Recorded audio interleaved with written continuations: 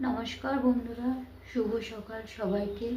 কাল যেহেতু আমি তোমাদের অভিষেক করা দেখিয়েছি, আজকে আর দেখাইনি। আজকে দ্বাদশী। রোজ যে আমি মঙ্গল আরতি করি সকালবেলায়, আজ তোমাদের সেটি করে দেখাচ্ছি।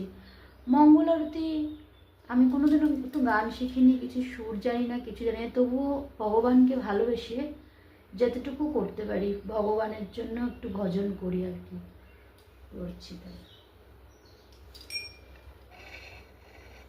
দেখো, আজকে দ্বাদশী, ভগবানের প্রসাদ দর্শন করো সবাই।